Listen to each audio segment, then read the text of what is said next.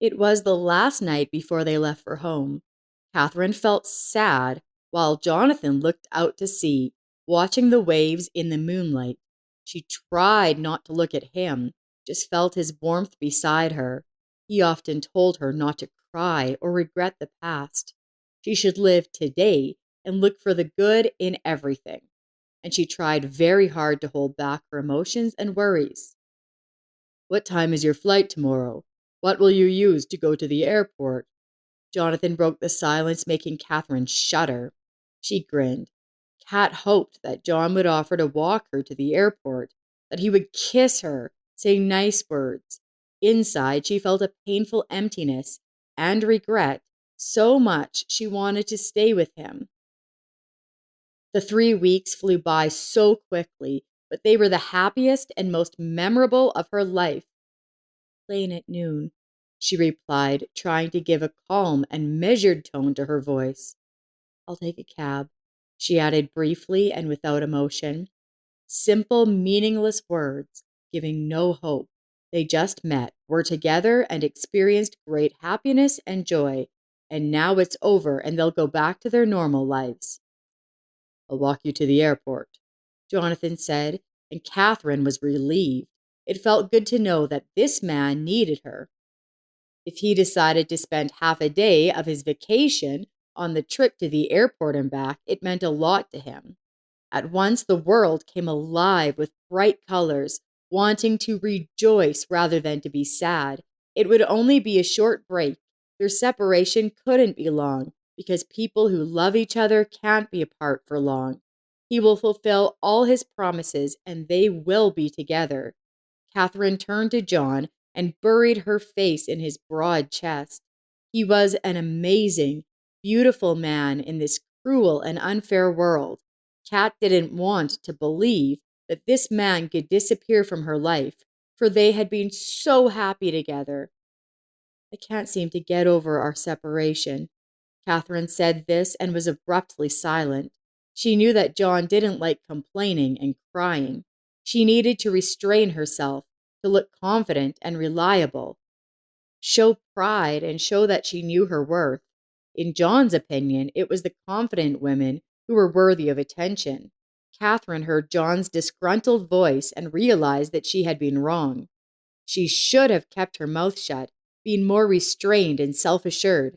Now it looked like she was pressuring him.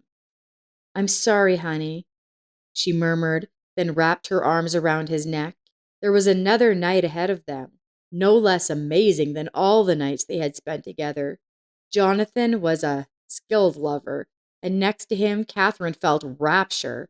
She was willing to do anything to stay close to this beautiful man. At the beginning of their acquaintance, she doubted. How could he like her? What was it about her that attracted Jonathan so much? She was soberly assessing her features. Not very young, with a gray appearance and a tired look. Could a simple woman be attractive to a man like John? He convinced her that he saw much more beautiful in her than she thought, that she had an unusual, unconventional feminine energy, something that attracted a man to her so strongly that it could completely change his life and plans in those 3 weeks. In the morning, Catherine woke up to the fact that her pillow was wet.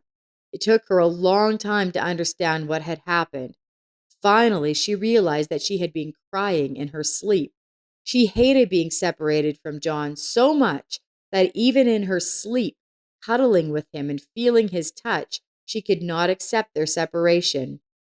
The cab will be here in an hour, Jonathan said affectionately, and Catherine felt very heavy inside. She felt as if a huge stone had been placed on her chest, and she could not get out of bed.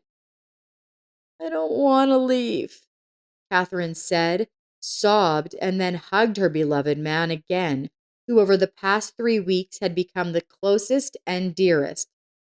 It's going to be all right, John murmured and held her tightly to him. You and I are going to be fine. You will leave your wife, won't you, like you promised?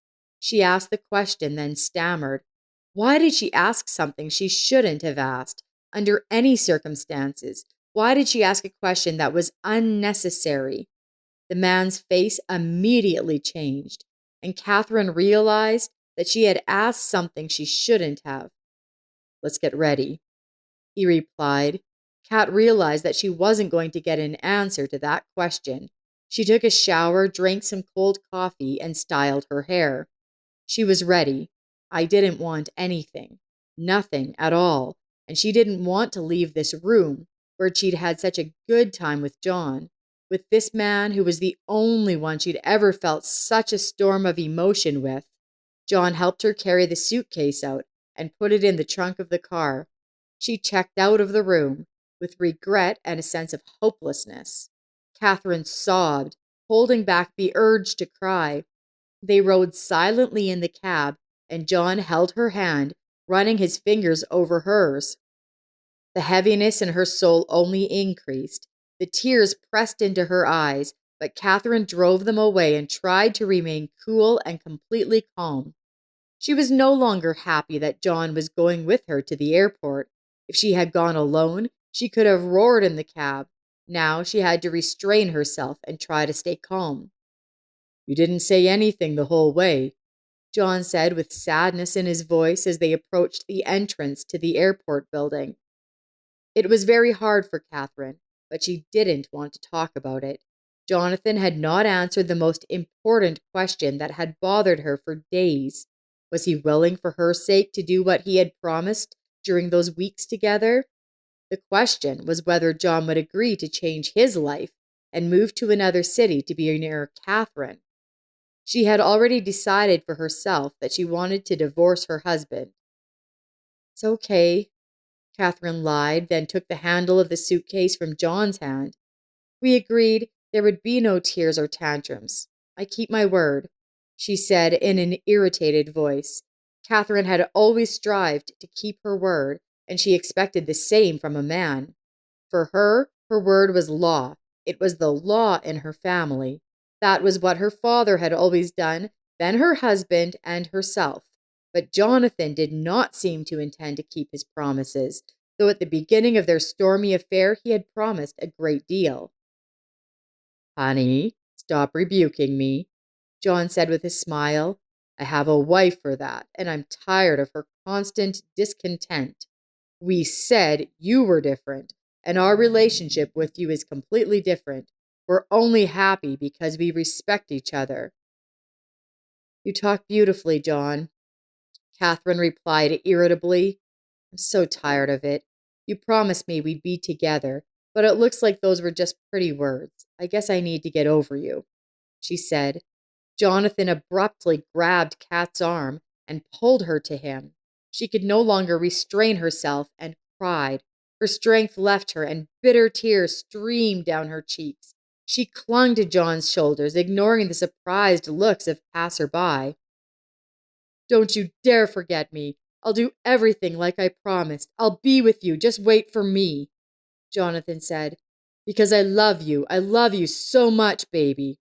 Catherine felt a sense of relief, perhaps from the tears, perhaps from John's words, but almost immediately she pulled herself together and stopped sobbing. Half an hour later, she had already checked in for her flight, and then she and Jonathan kissed for a long time. Catherine could feel the euphoria inside her. John would surely be with her. He would surely leave his wife, and she would finally be free from her marriage to a man with whom Catherine had not felt happy for a long time.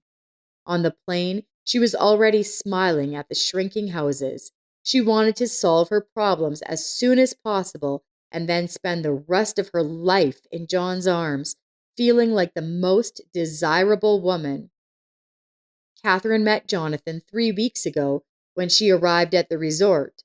Actually, she was supposed to be vacationing with her husband, but on the last day it turned out that someone needed an emergency surgery and Robin agreed to perform it. He always put work first. Catherine was upset, but then decided that a vacation without her husband would be a great opportunity to reconsider her views on life and on their marriage. With a clear conscience, Catherine went to the sea.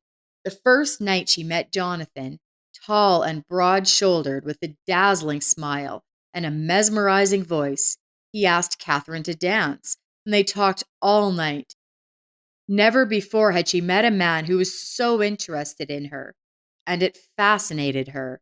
After Robin, the experience with Jonathan seemed insane to Catherine. In the last years of their marriage, their relationship did not work out. Robin was constantly absent, spending time in the operating room, barely showing up at home, and paying no attention to his wife or child. On top of that, Robin had never been this emotional or passionate, not even when their relationship first began. And lately, Catherine felt that they were living together simply out of habit. Their vacation together was supposed to be a lifeline to their marital relationship, but it all failed. Catherine didn't want to go home, but it was inevitable. Robin met her at the airport with a bouquet of flowers. Catherine could hardly restrain herself from immediately telling her husband the truth about what had happened to her, but she wanted to find the right moment not to make the breakup so painful. Robin was a dear man. He had never been rude, and they had a wonderful son. But sooner or later, she would have to put a stop to a relationship that had exhausted itself and had no prospects. Of course, Catherine had married for love. She was young, naive, and in love, and Robin seemed mature, experienced, and very important. But now Rob was like a stranger. He was almost 45 years old, spending a lot of time at work, and Catherine was 10 years younger. She wanted to enjoy life, to travel, but she lived in a quiet and measured way. Everything continued until that trip to the sea, which turned everything upside down. "What's the matter with you?" Robin asked in the evening, when they had already eaten dinner and were discussing Kat's vacation and Robin's job. Catherine listened half heartedly, constantly checking her phone for at least one message from John. But the phone was silent because John didn't write. Catherine was nervous and showing coldness, and Robin couldn't help but notice it. "What about me?" answered Catherine with a question, a look of surprise on her face as she looked at her husband. "What is wrong with me? You look strange, and so does your behavior. Have you got someone?" Catherine shuddered at such a question. She looked at her husband and with difficulty, holding back the positive response that almost burst out, she could only say, "What a good opinion you have of me." Robin grinned and said, "What did you think? You act like we're strangers to each other. After you left for your vacation, you only called me a couple of times. Not a single message. What other thoughts crossed my mind?" Like, why are we suddenly strangers to each other? You didn't write or call me either, Kat said reproachfully. Then she went to the bedroom and went to bed. When Robin came to go to bed, Catherine chose to pretend to be asleep to avoid any intimacy with her husband. Jonathan did not write or call. It had been more than a week since Catherine's departure. She was worried, hardly slept, and did not eat well. She often noticed her husband's displeased and questioning glances, but she couldn't help it. Even meeting her son, who had been visiting her mother all this time, did not bring joy. Her thoughts were occupied with another man. She called him herself, but the subscriber was unavailable, and Catherine realized that the man had simply taken advantage of her while he was on vacation, and now he was happy to be reunited with his wife. Catherine cried at night, rolling over, tucked into her pillow, and Robin watched her in silence until one day he couldn't stand it and asked her about another man. "Yes, I had another man," exclaimed a despondent Catherine. "There was another man in this resort, and I was fine with him. But you don't understand me because you don't know how to enjoy life and have forgotten what passion is. You are cold and indifferent. You haven't been capable of feeling for a long time.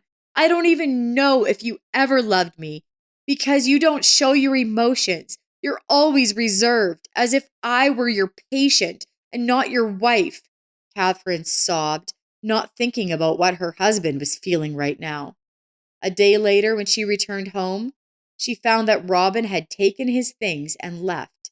Where exactly, Catherine did not know. But soon Jonathan called her. "Bastard!" Catherine shouted into the receiver.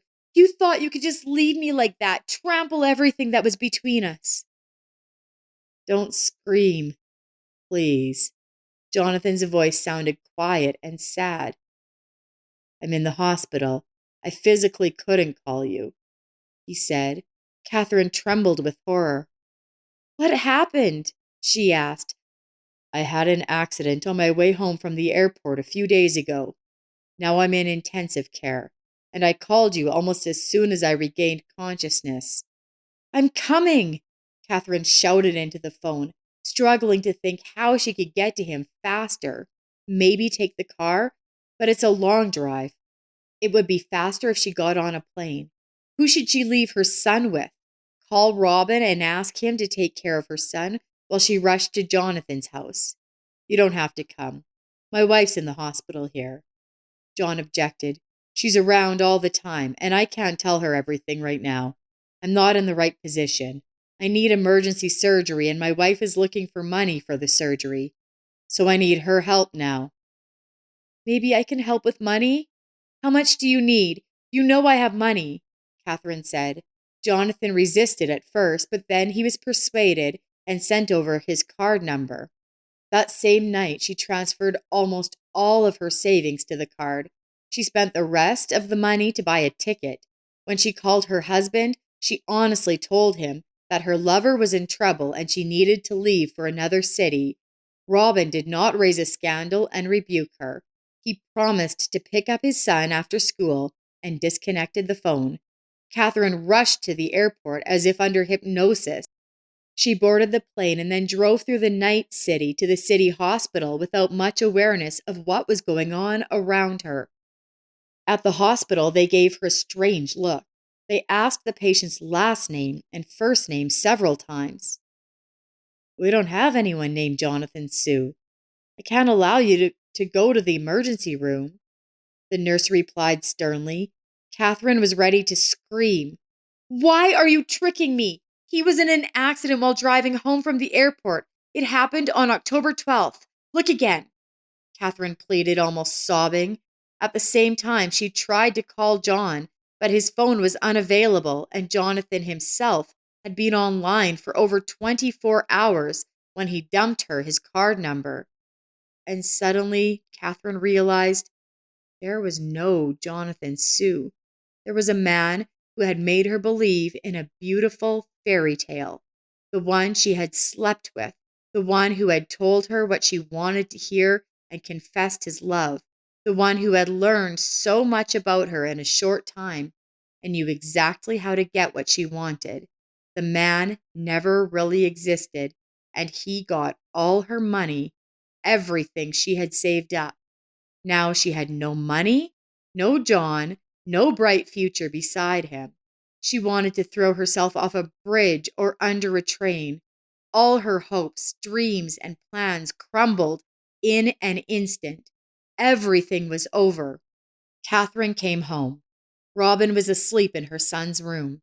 Catherine stood at the entrance to the nursery for a long time, looking at her husband, who was clearly cramped on the small children's bed. There was no strength, no desire to cry either. There was only bitter regret for what she had done, for the ruined family and lost happiness. Catherine slid down the wall, sat on the floor, wrapped her arms around her head, and burst into tears. Robin woke up and walked over to her. He led her out of the nursery and sat her down on the living room couch. Then he looked into her face. "Rob, I'm so sorry." She barely spoke, looking into her husband's face. "I made such a mistake." "Any mistake can be corrected," Robin said. "I'm telling you, as a doctor, any mistake, as long as it's not the death of a person, can be corrected. Everything can be changed, except the past." "I don't know what to do," Catherine said through sobs. "To live," her husband replied simply. Once again, Kat was amazed at his sanity and composure. And why hadn't she seen the advantage of it before? Catherine hugged Robin, and he didn't pull away. He left that night, but Catherine was sure that things could still be brought back and fixed. The past could not be changed, but in the future, she would do anything to be happy again with her husband and her family, and she did.